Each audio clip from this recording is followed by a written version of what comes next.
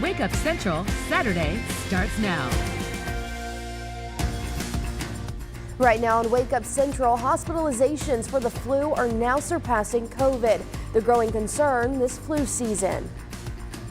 Record early voting turnout in a key Senate runoff could give Democrats an edge.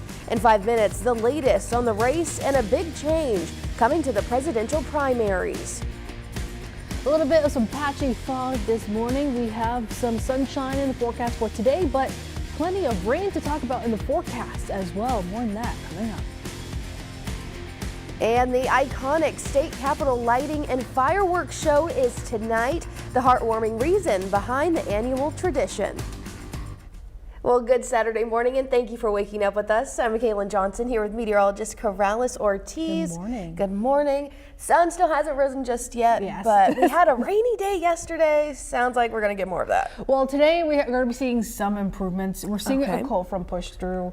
It'll give us a nice little break from the wet weather, but unfortunately, we have a lot more rain to talk about in the forecast. There we go. Let's see how our weekend is going to be off to a start for today. We did start off with some patchy morning fog, which are starting to see improve. Like, it looks like it's beginning to lift now that the cold front is already beginning to push on through. Right now we're sitting at 60. It's cloudy and those winds are coming in from the north, so we're starting to see that shift in the winds. It's going to be a bit windy throughout the morning as that cold front makes its exit. Gusts as high as 20 miles per hour, but becoming a lot lighter through the rest of the afternoon and into the evening. So temperatures will continue to drop behind that cold front through the morning, but by the 10 o'clock, 9 o'clock hour, we'll begin to see the temperatures slowly begin to rise. This afternoon highs expected to be around the low to mid 50s with the return of some sunshine, but we have a lot of rain in the forecast to talk about by the time we get towards the last half of your weekend and into next week as well. So more on that is coming up. Thanks, Corrales. Hospital leaders are keeping a close eye on the flu in Arkansas this season, likely to be one we haven't seen since before the pandemic. Baptist Health says they are seeing 3 times as many flu patients in the hospital than COVID, a concern because flu patients are sicker than those battling COVID this year. This morning, Frederick Price tells us leaders are also noticing this strain of flu is affecting younger people much more than coronavirus.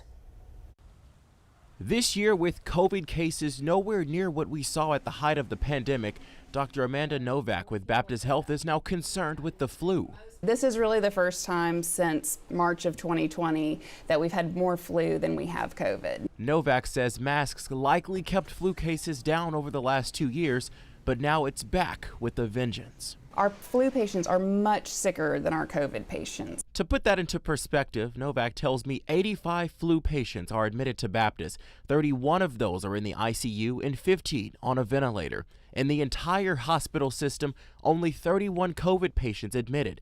Only 2 are on a ventilator. It looks like it's going to be one of the biggest flu seasons, certainly in over a decade. She compares it to pre-pandemic flu seasons. More than 200 died during the 2018 season and 120 deaths in 2019. This year, Dr. Novak is also noticing a trend in COVID and flu hospitalizations at Baptist. 90% of our COVID patients are over the age of 60. But we have about 40% of our flu patients are under the age of 60. According to her, younger people are getting sick with the flu much more than COVID right now. Young people are less likely to get vaccinated for the most part, and just their activity level will be different. And she adds, even though there is no indication this flu season will get better, she doesn't anticipate any issues with staff becoming overwhelmed. The hospital still has plenty of nurses and ventilators. For the individual, this flu is worse than COVID, but for the healthcare system, it's really not nearly as impactful as those COVID surges. Thank you, Frederick. Dr. Novak says the most effective way to fight against the virus is getting a flu shot and also consider wearing a mask, especially if you're at high risk and have diseases like COPD and heart disease. And as multiple illnesses are going around, parents are concerned, saying it's confusing to tell which symptoms for each illness because they are all similar. So let's break down some of the symptoms. Here are some of the signs of the common cold, RSV, flu, and COVID-19. When a child has the flu, for example, they can experience fever, sore throat, cough, aches, and wheezing. This can give you a better sense of what symptom aligns with each illness and when to contact your child's pediatrician. Now in national politics, all eyes are on Georgia ahead of next Tuesday's Senate runoff. Early voting closed in the state yesterday, and some believe record turnout could give Democrats an edge. CBS's Bradley Blackburn has the latest on the race and a big change coming to the 2024 presidential primaries.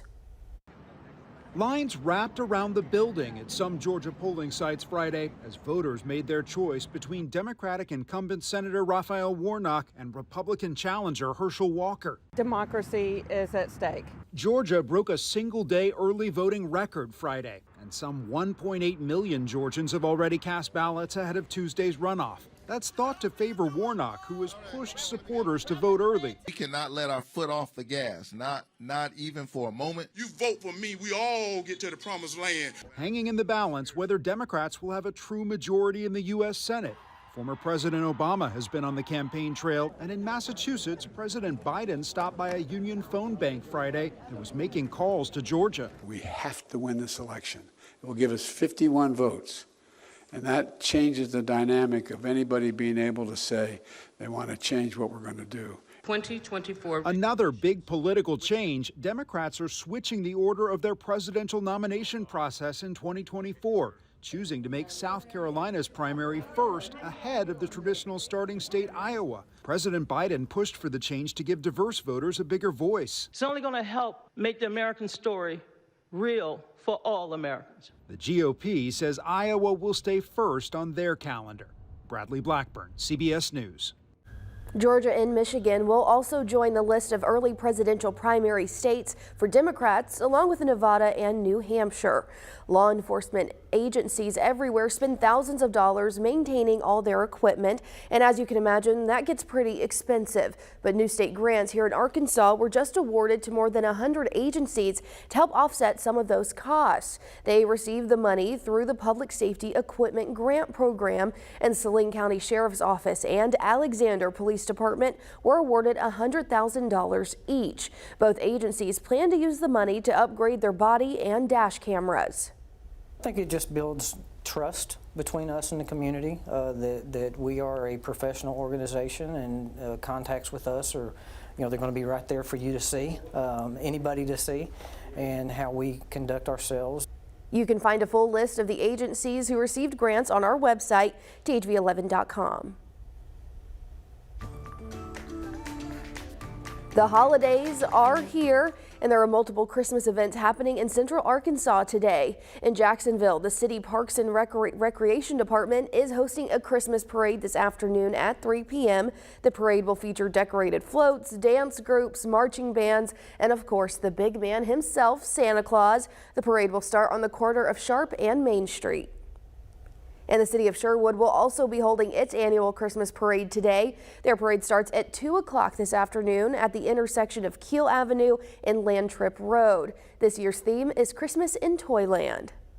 And Glisten and Greenbrier returns to Matthews Park, featuring live music, carriage rides, and ice skating. The holiday celebration will last through the end of December, and everything kicks off today. It starts this morning at 10 with the city's first mistletoe market, featuring local small businesses. The celebration will also feature a tree lighting ceremony at 5 p.m. What is that one thing we need to know about the weather today? Well, here's a look at your weekend at a glance. We'll see the return of some sunshine later this afternoon. A cool day for us. Temperatures will be around the mid-50s. A lot cooler for our Sunday, and we also have the chance for some rain in the forecast as well. It will be on and off throughout the day. Unfortunately, it's not our only day in the forecast that it's going to be bringing us some rain. A full look at that coming up. Tonight is one of the iconic sights of the season, fireworks at the state capitol. In 4 minutes, the heartwarming story behind the 8 decades-long tradition. And brain implants are doing amazing things in the medical world, but not every experiment works. Up next, we check claims that Elon Musk company's devices killed thousands of test subjects. And right now it is 6:09. Here's a live look from our RView 11 camera. Stay with us. You're watching Wake Up Central.